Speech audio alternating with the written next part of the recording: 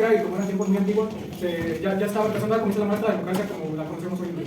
Esta democracia se manejaba por lo que era el clero anterior. Mi compañero les va a comentar cómo funcionaba esto y para qué servía. Para esta parte también cabe resaltar que vamos a hacer una pequeña interpretación del juicio de Sócrates. Por eso el cleroterion era una herramienta con la cual se tomaban los nombres de todos los ciudadanos pertenecientes a la sociedad griega. Este era organizado en unas grandes cajas pero de piedra, en las cuales había ranura. En estas, los ciudadanos iban pasando uno por uno a dejar sus nombres en cada uno de los huecos, como mis compañeros, los cuales serán elegidos ya sea para representar al juez o al jurado. Esto era más que nada para la elección de puestos de cargos públicos. Y en caso de que fueran ya algunos cargos más grandes, como comandantes de ejércitos o líderes que fueran a representar a la misma Atenas, en este caso a otra lugar, tendrían que hacerlo, pero con unas un poco más pequeñas, dependiendo de la clase a la que pertenecían estos ciudadanos, teniendo en cuenta que a veces la riqueza que tenían era la que nos decía si eran de clase baja o clase alta. Una vez elegido esto, se dejaban caer unas pequeñas pelotitas, unas negras o blancas, al estilo de lo que actualmente conocemos como servicio militar, la elección. En el sorteo caían una de cada una, hasta el momento de que se llenaban todas las filitas. Todas aquellas que tenían una bola negra eran tachadas y no participaban. Y aquellos que tenían la bola blanca eran donde estaban los elegidos para participar en los juicios.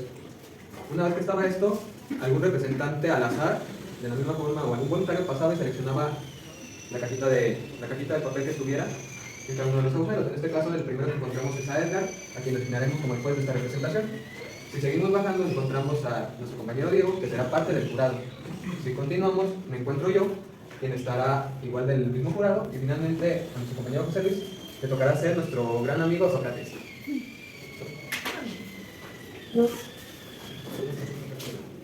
A continuación vamos a la representación de lo que es el juicio de Sócrates. Todos conocemos a lo que es Sócrates, un gran filósofo de lo que es la antigua Grecia. Este personaje era alguien muy querido y muy, ¿cómo se dice? Más que admirado, muy admirado porque tenía un gran ingenio y mucha inteligencia, pero por esa misma inteligencia fue que se fue ganando poco a poco los grandes puntos de los de la misma Grecia. Vamos a hacer una pequeña representación, una representación más o menos de cómo se daban estas situaciones. Antes de continuar con lo que es el juicio, se nos mencionaba algo que Sócrates fue un papel muy importante también en lo que fue la guerra de Atenas y Esparta, que fue uno de los más importantes en los cuales participaron dentro de todo esto. Después de todo lo de la guerra y constantemente lo que pasó, se le reconoció como un gran filósofo. Entonces, como mencionaba Edgar, se ganó la admiración de muchas personas, pero en este caso también se ganó mucho la envidia de las demás personas. Entonces, lo que la gente hacía era de que decía que todo lo que Sócrates decía no era verdad, que lo único que él hacía era hablar, digámoslo así, como mencionaron, que hablara tanto que no era verdad, que todo lo que decía. Entonces lo que quería la gente era que lo bajaran de ese gran, en la cima como lo tenía, que lo bajaran de todo eso, que porque al final lo único que decía eran puras mentiras. Entonces esto hizo que se obtuviera todo el odio de toda esa gente, pero a la vez también el amor de todos los demás. Igual la inteligencia también tiene mucha soberbia por lo mismo. Él atacaba con preguntas un tanto redundantes, pero con bastante lógica, lo cual llevaba a generar un conflicto en las mismas personas que no sabían cómo responder, ya que también no podían ni negar ni aceptar, afirmar lo que él les preguntaba, pues sí, tenían un para que entiendan, ¿ok? Bien, a Sócrates se dignaba de haber sido elegido por lo que era el oráculo y haber sido elegido como la persona más sabia de lo que era Grecia. Él emprendió un viaje buscando lo que era personas igual inteligentes que él, igual de sabias, pero al él no considerar que encontró esto, pues generó conflictos. Pues en él pues tuvo unos problemas, lo externó mal, algunas situaciones, y eso fue lo que generó el juicio. Por ejemplo, ahorita vamos a una pequeña representación de la prepotencia que tenía Sócrates al intentar tratar o cómo se ganó cómo fue que se creó este juicio hacia él. Ok, pues ya el oráculo dijo que yo era un filósofo, era muy inteligente, necesito buscar más gente como yo, pero he visto muy pocas personas dentro de aquí. Puedo buscar con estos dos. No, son un par de idiotas. Yo necesito a alguien como yo. Puede ser así, perfecto y magníficamente representado por nuestro compañero, tal cual textualmente él mencionaba que las demás personas eran unos idiotas. Bien, por esto, se llegó a meter algunos problemas, más que nada con lo que la religión, las creencias de las personas, que era algo un poquito un estigma un poco denso en esos tiempos. Por ejemplo, se llevó a juicio lo que fue Sócrates. Para esto se realizó lo que fue el clerotelión, para poder llevarlo a juicio. ¿Verdad? Como mencionó nuestro compañero Pulsen, pues ya se eligió lo que era el juzgado y a los jueces. Como estaba lo que era la democracia, se le dio la oportunidad a Sócrates lo que era defenderse. Él se pudo ver su pueblo librado simplemente disculpándose de lo que había mencionado, de cómo había socializado, por así decirlo, con las demás personas. Tal vez retractarse, pero con una simple disculpa se creía que se pudo haber librado. Pero él realmente era algo prepotente, al cual trataba de idiotas a todo el jurado, se dirigía, decía de que no se puede disculpar porque él no se equivocó en nada. Que realmente pues los que estaban mal, que eran los idiotas, eran los demás. Una vez que el juicio empezó, se le citó a él como culpable de que todo lo que decía era mentira. Entonces, una vez de que ya estuvo dentro de la cárcel, algunos de sus amigos estaban tratando un plan para sacarlo de la cárcel, pero lo que él dijo fue que no se quería salir de ahí, que él ahora estaba pagando las consecuencias de todo lo que había hecho. Entonces, su juicio quedó en que iba a ser condena a muerte o que también ahí mismo lo iban a matar. Fue hasta un día en el cual él tomó una bebida dentro de la cárcel y esa bebida hizo pues, que él muriera. Esa bebida era la que pensaste. ¿Era qué? Era cicuta. Cicuta bebió y la bebió y falleció a la edad de 70 años. Entonces, en sí, esta era como se manejaba la democracia en ese entonces, básicamente era un poquito al azar, pero con igualdad de derechos con todos, excepto con las mujeres. Y aquí entra mi papel, que es, pues las mujeres y los esclavos no eran considerados ciudadanos en la antigua Grecia. A las mujeres se les tenía un concepto como objetos que pasaban exclusivamente cambiaban únicamente de dueño.